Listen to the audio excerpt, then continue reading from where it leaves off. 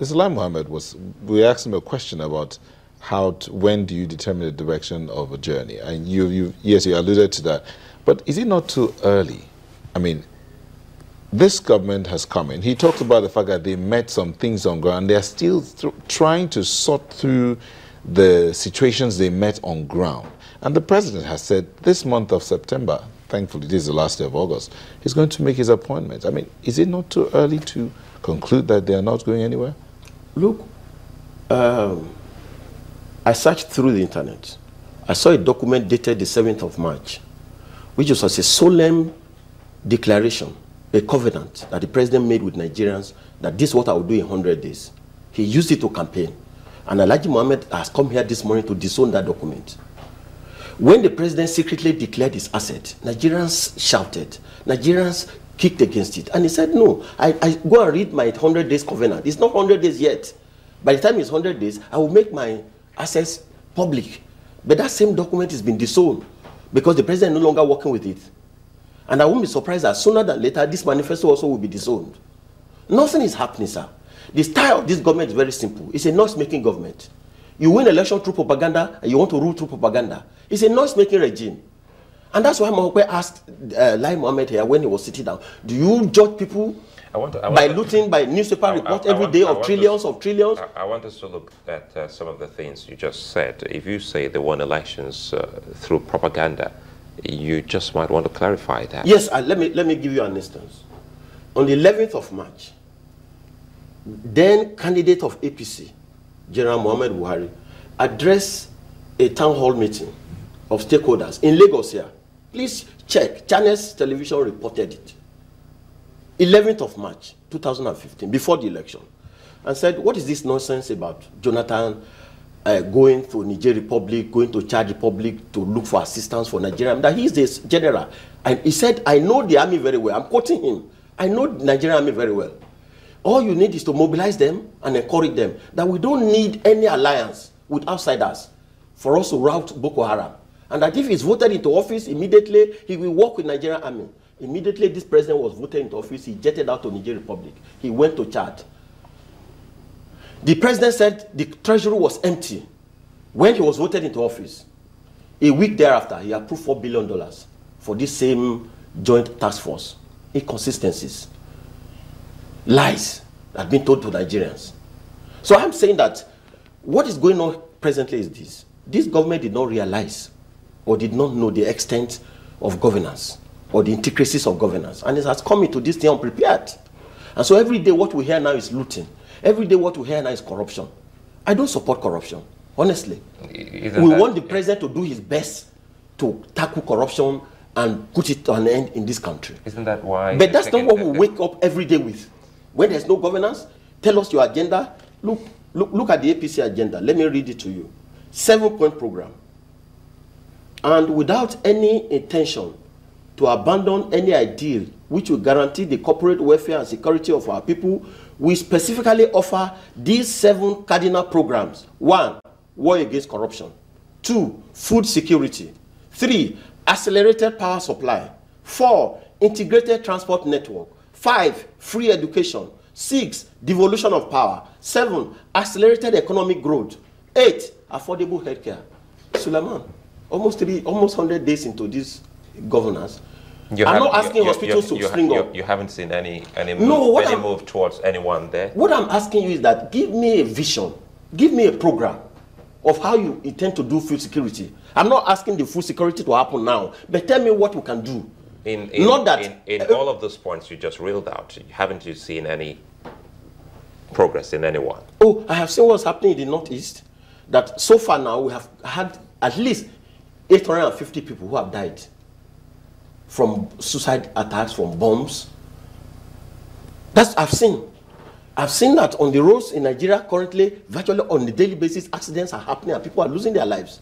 I've seen that in the economic point, there is no direction for our own financial program because there's no Minister of Finance. You also mentioned electricity supply. Oh, I have seen electricity supply, that Nigerians are still paying for estimated bills. Nigerians are still continuing to fund discos who have no program to develop the power sector and are relying on the helpless and innocent people and are extorting money from them every day. There's no improvement in electricity in your neighborhood? I cannot deny that one. I slept with electricity. There's no doubt about that. The point I'm making is this. I thought that by now, nobody in this country will be made to pay for power that they didn't consume. And that's part of the issue of corruption. If you are fighting war against corruption, meter everybody. Ensure that there's nothing like estimated bill in this country again. I thought that this would be the first thing the president would tackle when he gets into office. But we're still funding the discourse up to today. Wrapping all of this, some would really want to ask that some of these things that also made the agenda of the 7-point agenda of the APC government, did they occur, you know, in the APC government, or there have been problems since 1999 till this moment, to the extent that you would want to see something magical done in 100 days?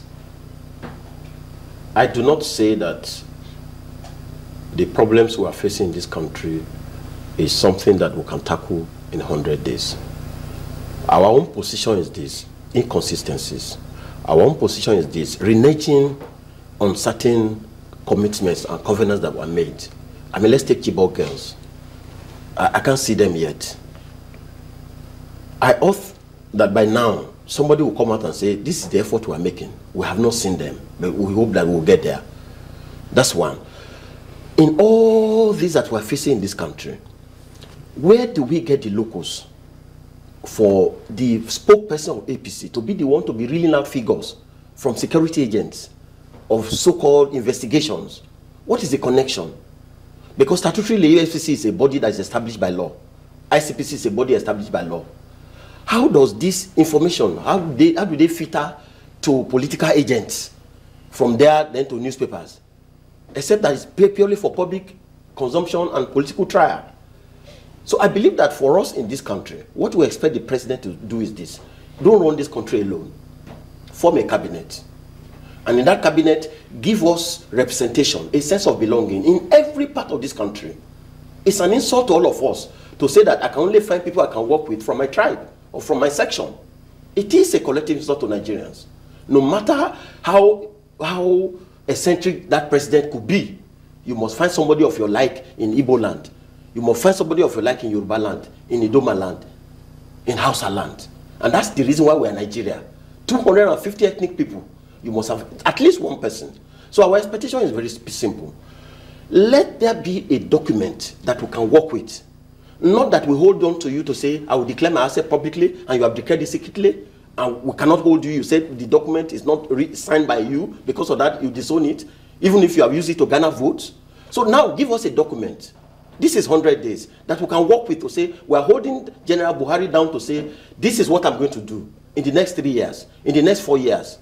It's clear to you, Suleiman, that power can't get beyond where we are now.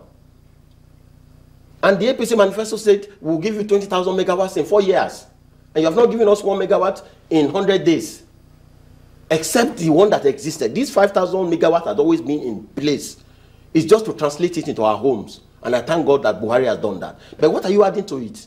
In the next 1 year, in the next 5 years, what is the program? There's nothing. There's no way we can run a country of 180 million people according to how the president wakes up every day. Look at the National Assembly, populated by APC. The people in majority in the National Assembly is Dr. Saraki and Dogara. The people in the minority, the opposition in the National Assembly is Gbajabe Amila, APC. Confusion. How do you fight corruption without proper legislation, without revamping the court system, without working with the legislators? Since June 9, when the legislature was inaugurated, they have only sat for 12 days. Every day recess. It's a sleeping assembly. Every moment recess, recess, recess. And this is part of the people that presidents should work with. Very quickly, in closing, if you look at the caliber of persons appointed so far away from what part of country they're from, what would you be saying to all of that? I have no problem, I have no doubt. Chris Ali, everybody, surely people have spoken well about them. And I do not question their competence or integrity. And I think the framers of the Constitution had that in mind, that there will be there will be an Abia Kyari in Edo State. There should be another Chris Ali that can come from Enugu State. Go through all those areas and also pick people of integrity, people who have good character, and run them with your government. There is no way we can continue with these appointments. Ebun-Olu Adegboruwa, many thanks for coming on Sunrise today. I do hope that your points are noted. We'll take a moment now and we'll come back and look at another perspective from another angle. Well, we just didn't remember to ask about the gender issue, about female coming into the equation of appointment so far, but that'll be what we'll be looking at, plus others in our next segment. Join us again.